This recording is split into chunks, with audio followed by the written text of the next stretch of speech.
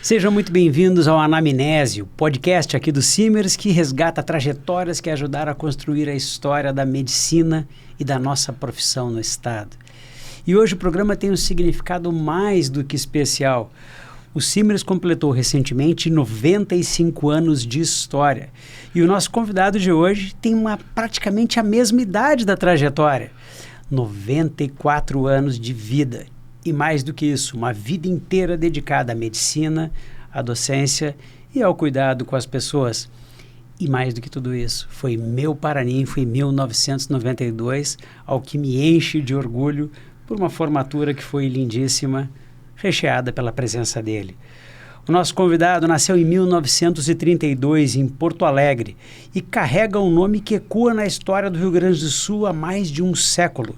Neto de Protásio Alves, médico de figura política de destaque no Estado, ele deu continuidade a esse legado não apenas no nome, mas na prática diária da medicina. São mais de 60 anos de exercício médico, atuação como urologista e cirurgião, professor de faculdade na Universidade Federal do Rio Grande do Sul e uma vida marcada também por uma segunda paixão, o campo. Recebemos hoje Protásio Martins Costa Alves. Que orgulho, que felicidade. Protásio, seja muito bem-vindo ao Anamnese, é uma honra poder lhe receber. Foi muito prazer estar aqui, por responder algumas perguntas e talvez a gente lembrar de umas coisas antigas que estão aí num desvio que podem ser recuperadas. O senhor nasceu num sobrado na Duque de Caxias, que sempre foi uma rua maravilhosa em Porto Alegre, mas pelo que eu entendi, ou o senhor foi gestado lá, ou o senhor fez um parto domiciliar. É verdade isso? No tempo que eu nasci, não existia parto hospitalar. Todas as pessoas nasciam em casa. Eu, meus irmãos, nós somos um grupo de 7 irmãos, todos nasceram em casa. Eu era o quinto dos 7 e todos os partos foram feitos em casa. E todos os partos de todas as famílias eram em casa, não existia maternidade. Talvez acho que fez a primeira maternidade foi da Beneficência Portuguesa, quando começou, então as pessoas achavam um luxo e as mulheres ter seus filhos no hospital.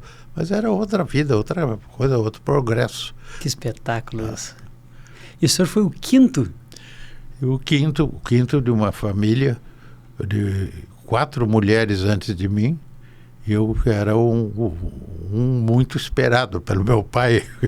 Só via mulher. E aí, então, eu fiquei muito ligado com ele. E aí talvez tenha essa segunda paixão que foi citada aí, que eu tive uma paixão pelo campo. Porque graças ao meu pai, que era médico e tinha uma propriedade também, eu ia muito para fora com ele. Isso me despertou um gosto enorme. Meu pai não sabia muito e a medicina me ocupava muito. Mas quando ele disse que ia vender, eu digo, não, eu cuido disso aí para ti. Porque ele já estava velho, estava querendo sair. Então eu assumi, já casado, já com os filhos, dava os filhos pequenos dentro do carro e ia embora para fora fim de semana. Mas passava antes no Ernesto 5 horas, 5h30, eu chegava de manhã para ver os pacientes, no sábado para ver. Inclusive tem uma coisa hilariante, um paciente que eu cheguei às 5h30 para ver, porque ele estava muito bem, pós-operatório de cirurgia de próstata, e ele se assustou, que estava escuro, e eu lá, ele dizia, eu estou mal, doutor, estou mal. Digo, não, eu que quero viajar.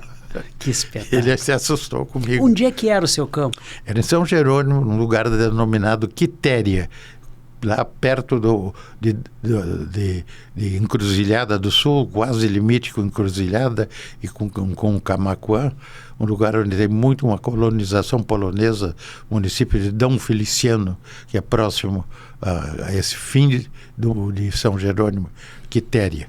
E era agricultura ou era pecuária? Não.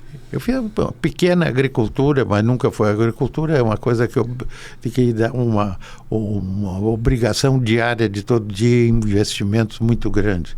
Fui mais para pecuária, sem conhecer. Eu conhecia petiço, cavalo, que eu gostava de andar de cavalo, sabia o que era uma vaca, o que era um touro, um boi, isso eu diferenciava. E aí eu fui aprender.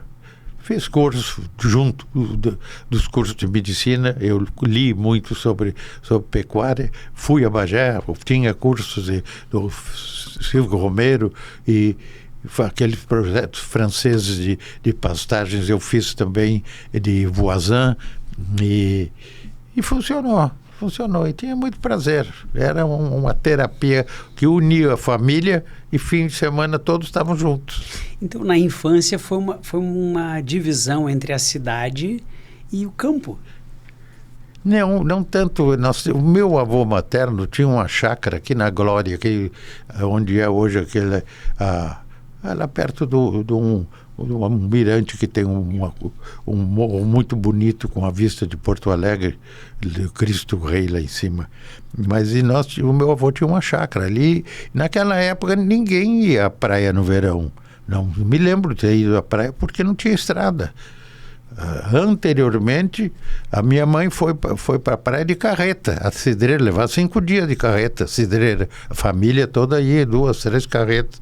O meu avô Protásio tinha um chalé em Torres, mas não tinha água, não tinha luz, não tinha nada, Torres não existia. E esse chalé ficou fechado muito tempo, quando se obrigou depois a fazer a instalação de água, de luz e tal, e esse chalé o meu pai herdou.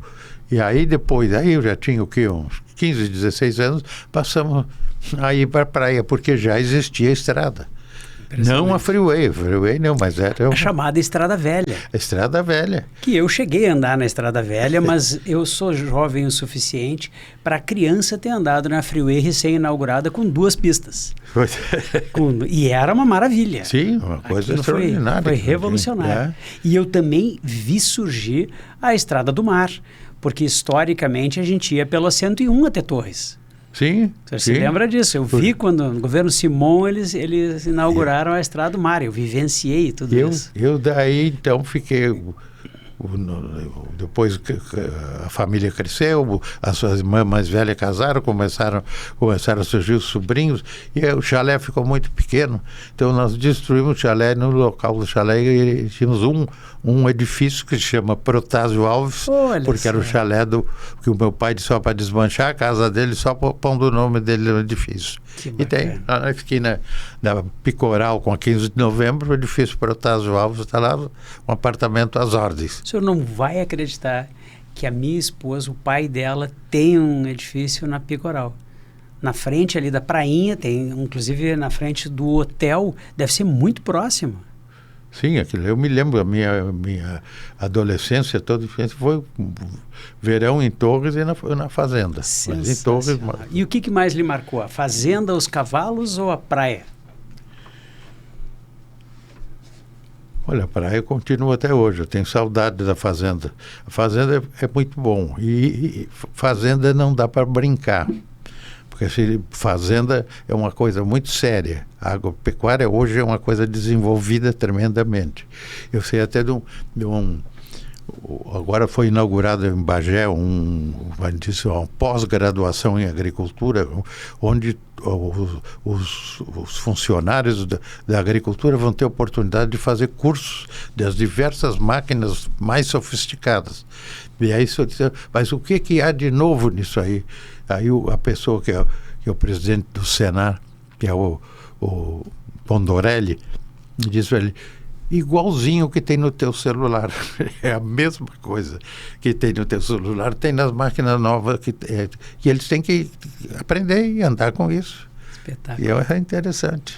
E o que um jovem, naquela época, tendo o campo e a cidade, resolveu fazer medicina? Não tinha um caminho mais fácil? Eu sempre faço essa pergunta porque ela é importante, porque a medicina sempre foi algo difícil. Naquele momento, o processo seletivo era muito difícil e, mais do que isso, tinha que estudar muito. Bom, o meu avô tinha 2 filhos médicos.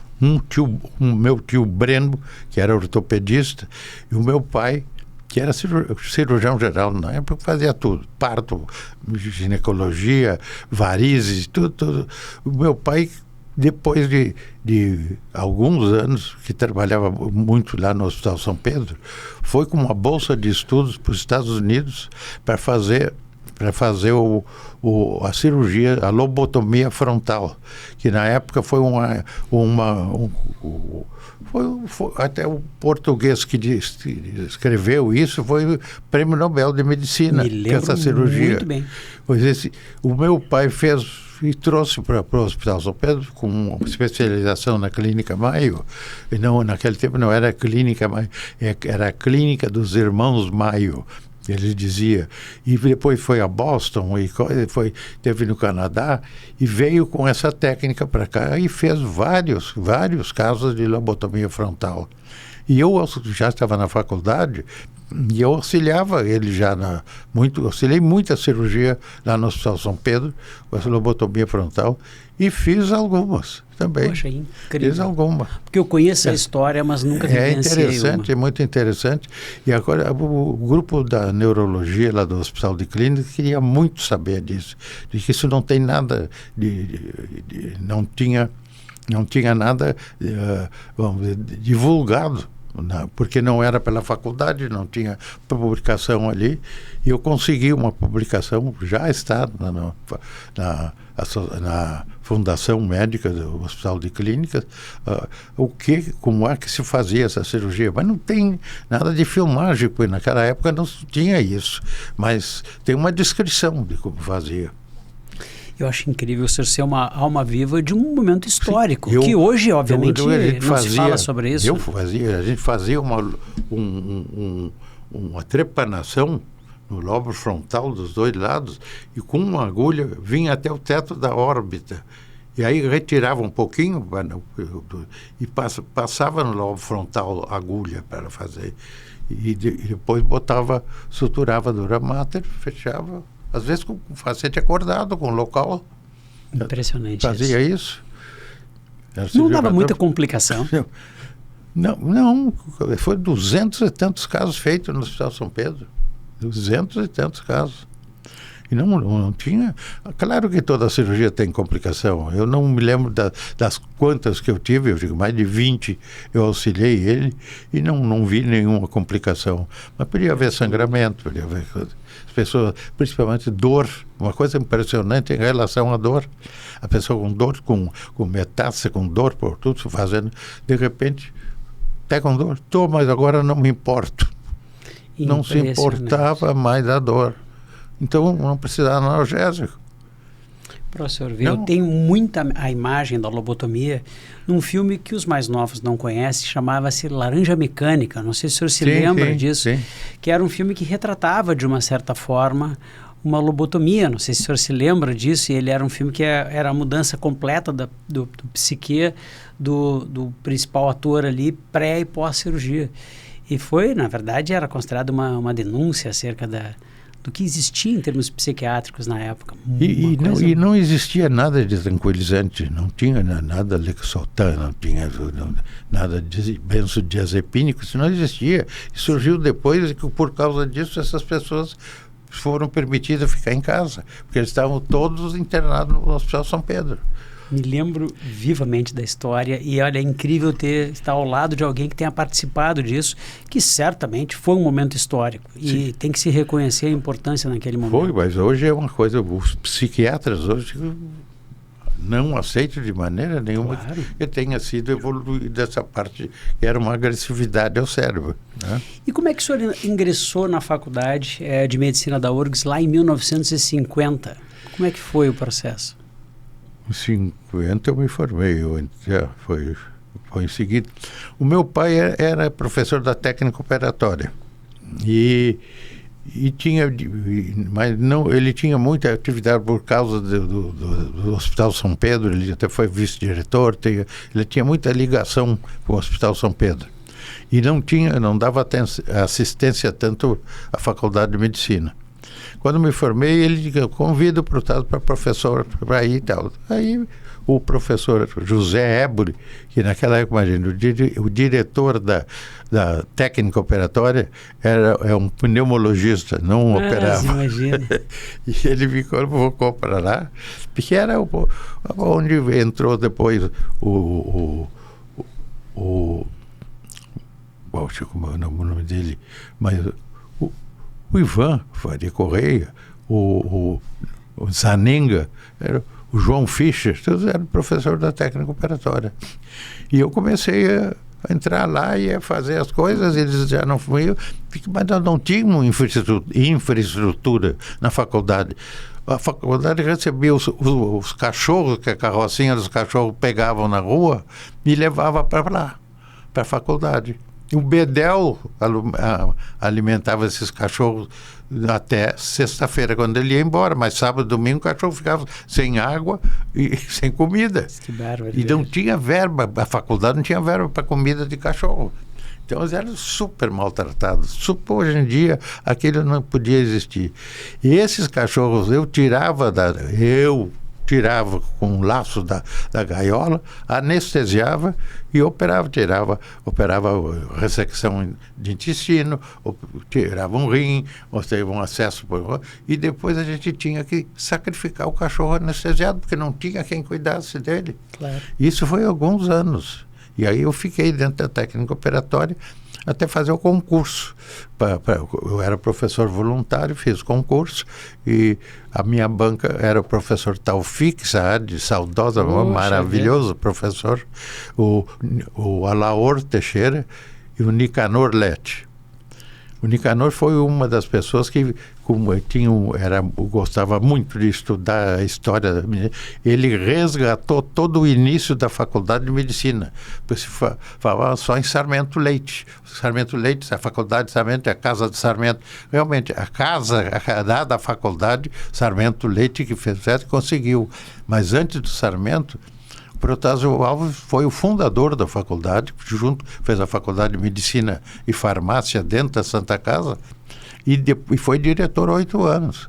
Depois teve 4 ou 5 diretores até o Sarmento Leite. Agora o Sarmento Leite teve 20 anos. 20 anos de diretor da faculdade. Realmente uma fase onde levantou a faculdade, que no início teve alguns problemas, inclusive existia o positivismo, que todo mundo podia fazer tudo. Né? O jeito que dizia que era dentista podia botar um consultório, podia ser médico. O meu pai, me lembro, voltando para essa época, meu pai recebia clientes de um sujeito que trabalhava em Capão da Porteira, no interior de Viamão, mas ele não era médico nem farmacêutico nem nada. Ele tinha um consultório lá de uma farmácia e quando se apertava, mandava cliente para médico.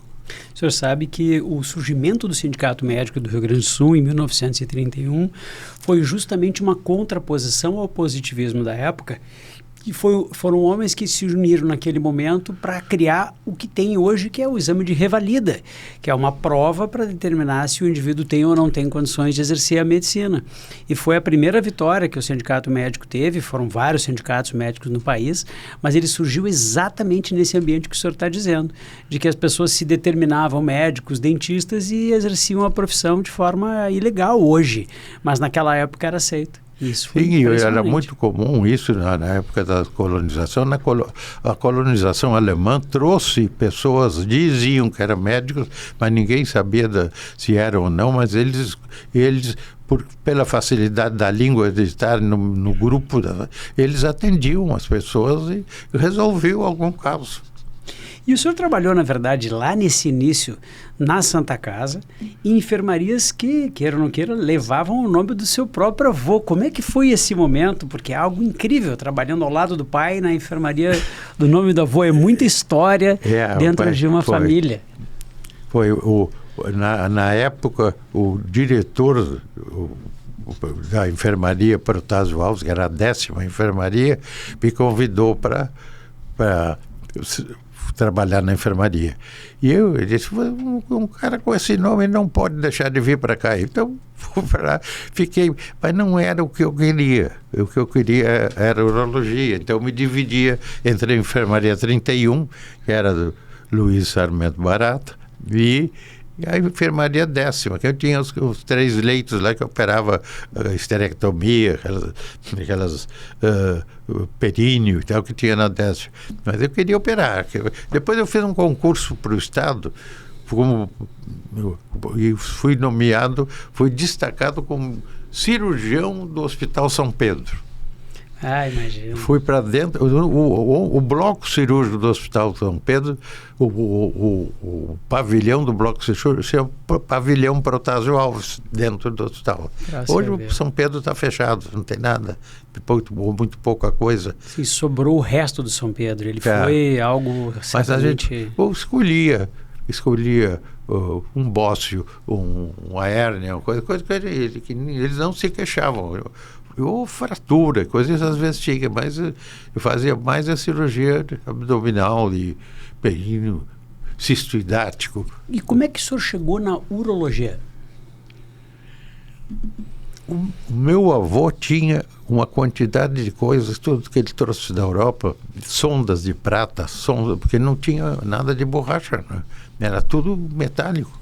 Então, ele tinha uma coisa enorme, inclusive algum início de material óptico da Zeiss alemã, e ele já tinha trazido isso. Uma cistoscopia podia se fazer? Tinha eu doei lá na Beneficência Portuguesa esses primeiros cistoscópios com luz quente que queimavam, estão lá. Uma vez encostou uma caminhonete lá em casa, 2 caminhonetes eu levei as coisas do meu avô e do meu pai. Sensacional. Então lá, mas quando teve as exposições eu nunca vi nenhuma das coisas que eu entreguei.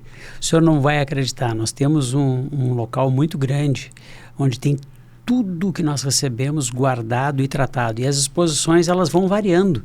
Portanto, é certo, garantido, que vai em algum momento ter uma exposição que vai incluir esses O início da urologia está lá dentro da... Que espetacular. E foi através dessas coisas, desses materiais, dessas coisas que tinha, eu me interessei e fui para a Enfermaria 31. Como é que eram as cirurgias daquele momento? Porque evoluiu muito isso, né? A entrada, na época, eram cirurgias abertas sempre. Na Santa Casa, nós tínhamos que ter movimento cirúrgico fora para que o anestesista que ganhasse com as nossas cirurgias pudesse fazer um favor de fazer uma anestesia na Santa Casa. Isso era uma troca. No Hospital São Pedro, eles não iam nunca. Era raro a gente ter eu fazia com hack, mas não uma freira cuidando. O senhor fazia hack e a freira cuidava? Sim, a freira cuidava. Era um arriscado tremendo de não ter um respirador, nada, aspirador, não tinha nada. Isso é impressionante. E a gente fazia e as pessoas se salvavam. Hoje em dia, se fizer isso, morrer todos os que não têm recursos para fazer essas coisas. É verdade.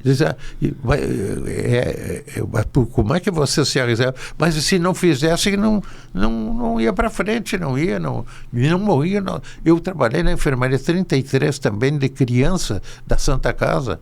Auxiliava a cirurgia com o professor Ivan Faria Correia, que era um grande cirurgião, que operou muito na enfermaria 33. Mas a gente tinha que começar como anestesista do Ombredani, estudava, não tinha, era um risco aquilo, mas não anestesiando criança e não acontecia nada.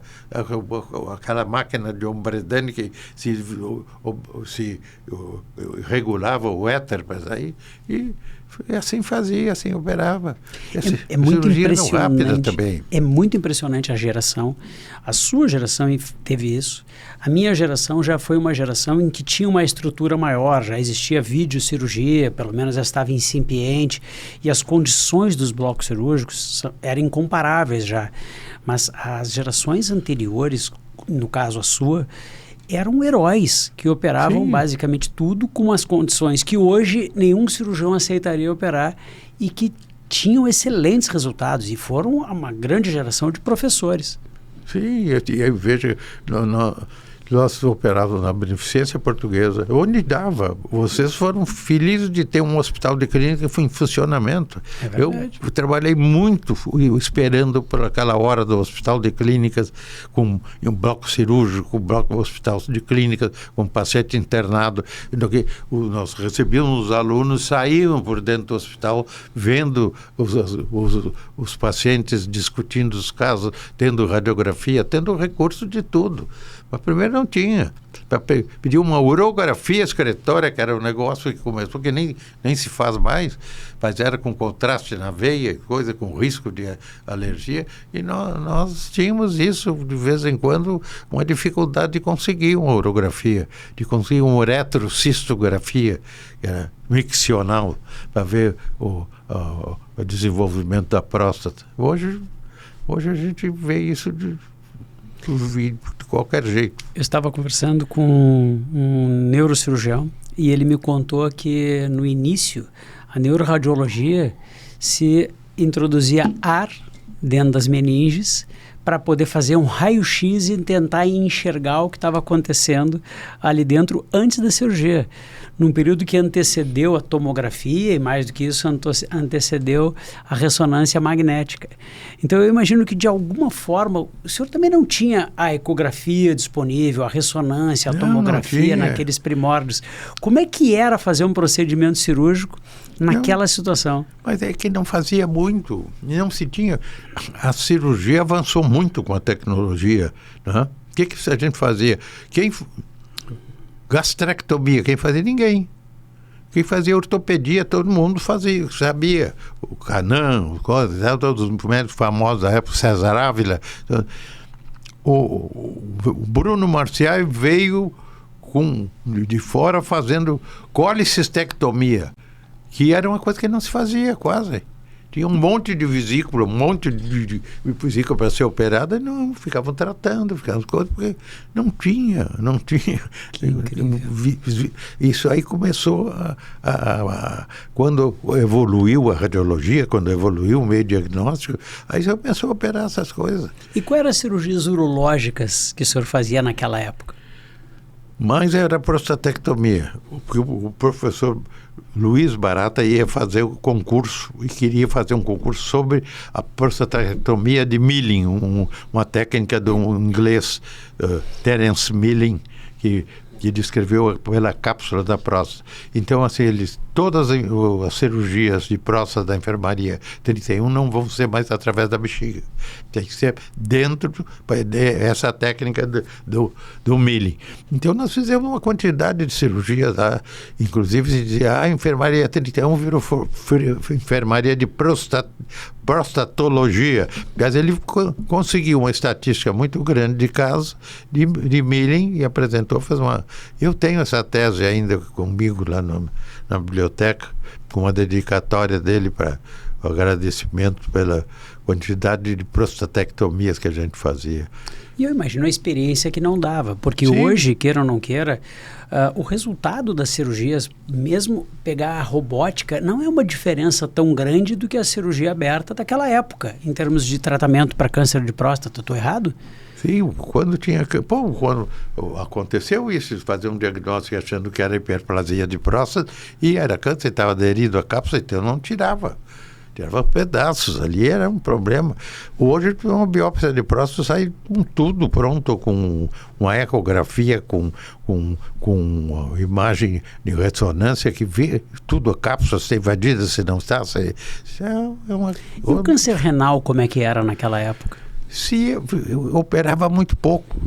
Naquela época existia uma coisa que hoje não existe mais, e eu tive a oportunidade de operar tuberculose renal. Tuberculose renal.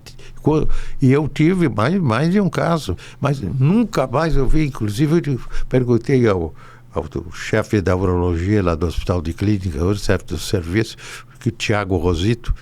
Eu digo, já apareceu alguma vez tuberculose renal? Mas não. Desapareceu essa doença tuberculose secundária. Eu tive um caso de tuberculose pélvica que nós entramos achando que era uma doença inflamatória pélvica e era um caso de tuberculose pélvica. Eu tive um único caso. E agora numa medicina moderna que não existe mais a tuberculose secundária. Doutor Protásio, é verdade que o senhor operava, que trabalhava como médico na fazenda, sendo médico comunitário na fazenda? Não, as pessoas iam na fazenda Eu levava minhas amostras grátis para lá porque era volta era gente muito miserável. E sabia que tinha um médico ali, porque eles ficavam a 50 quilômetros da sede do município, era muito longe. E tem um médico fim de semana, e começou a aparecer gente lá, aparecer de carreta, cavalo, de carroça, de coisa. E até eu tenho um caso, dois casos lá, um que eu achei, dois que eu salvei.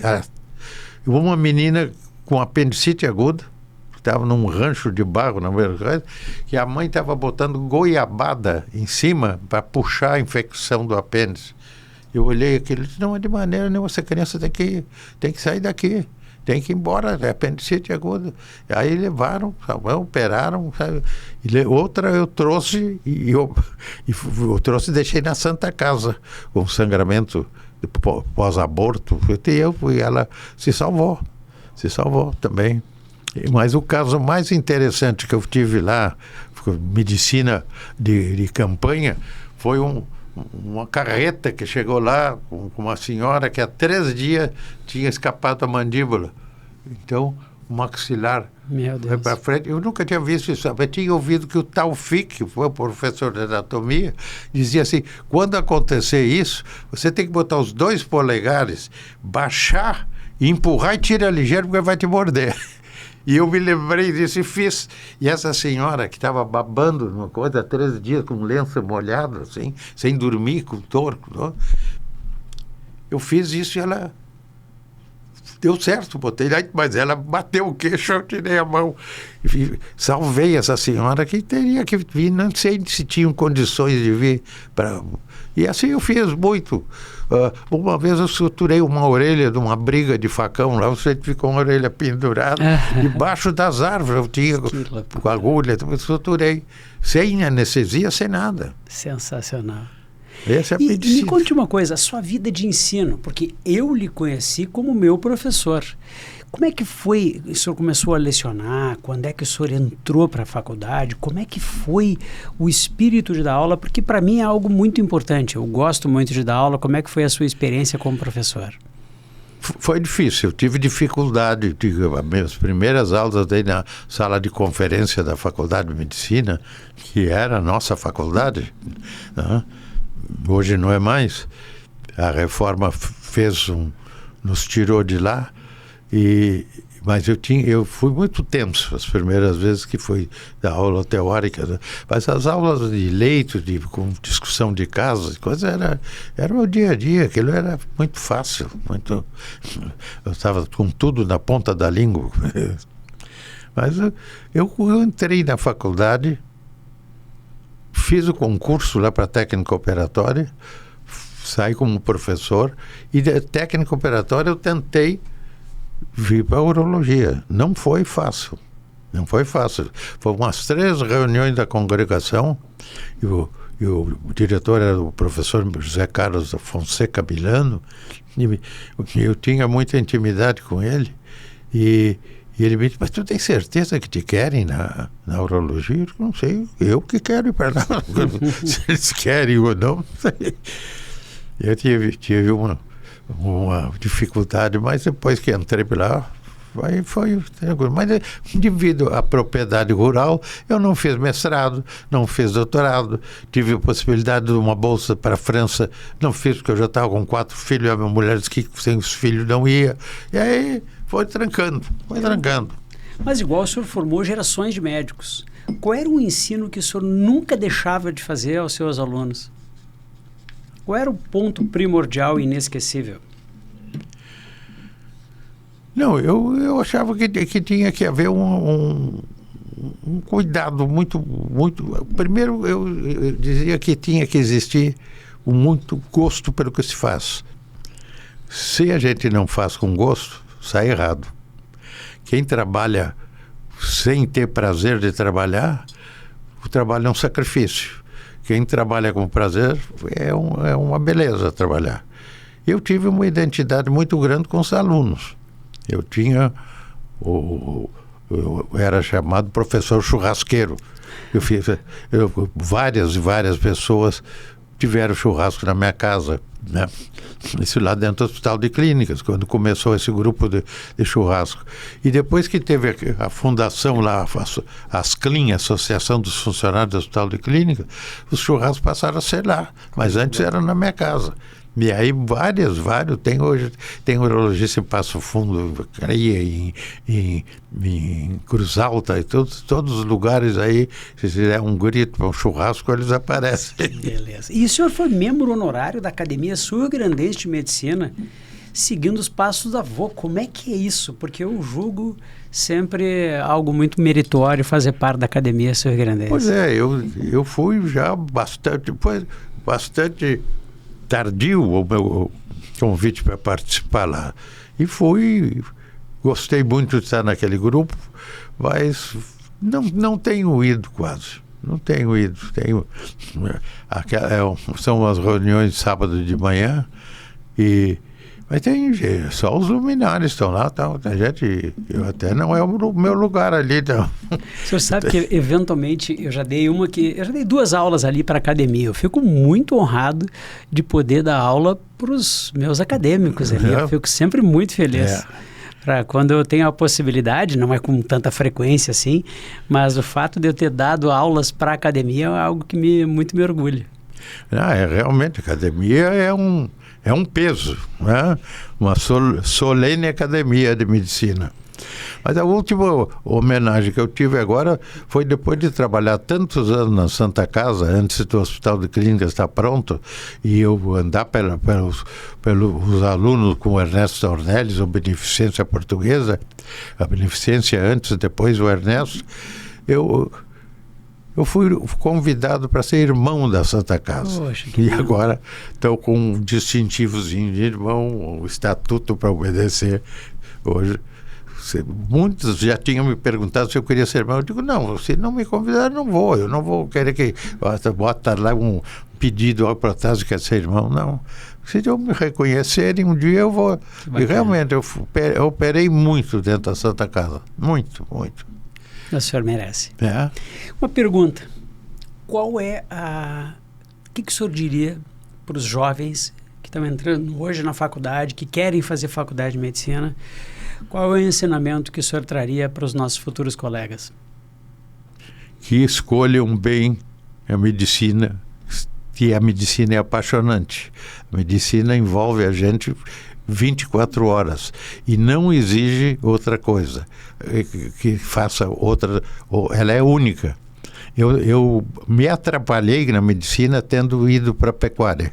Realmente eu poderia ter feito hoje mestrado, doutorado, estar em outra situação universitária, como eu me meti na pecuária. Mas também pelo outro lado, a pecuária me deu muitos amigos, até hoje eu tenho uma ligação grande com isso, mas a medicina não permite que se divida com outra coisa. A medicina é única. Meu professor, quero dizer que eu tenho muito orgulho de lhe ter como meu paraninfo, porque isso ninguém tira. A honra de ter lhe tido como professor e mais ainda a honra de poder lhe entrevistar aqui no nosso espaço, que é a Anamnese, e eu apenas aqui entrevisto pessoas que mudaram a medicina, que fizeram algo muito importante para todos nós, e eu quero lhe agradecer aqui pública e pessoalmente por todo o seu trabalho. Seu trabalho é incrível e o senhor é um exemplo para muitos médicos até hoje. Meus parabéns e muito obrigado. Muito obrigado, agradeço o convite e realmente me sinto honrado de estar vendo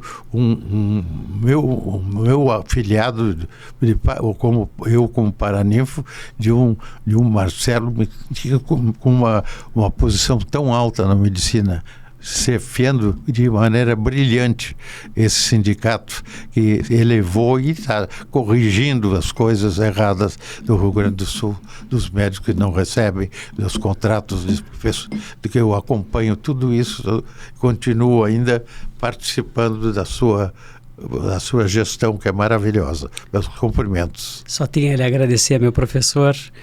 E esse foi, como sempre, um grande programa, o nosso Anamnese. E convido a seguir as nossas páginas e para o próximo certamente vamos contar uma história maravilhosa. Mas o de hoje foi muito especial. Muito obrigado a todos. Tchau.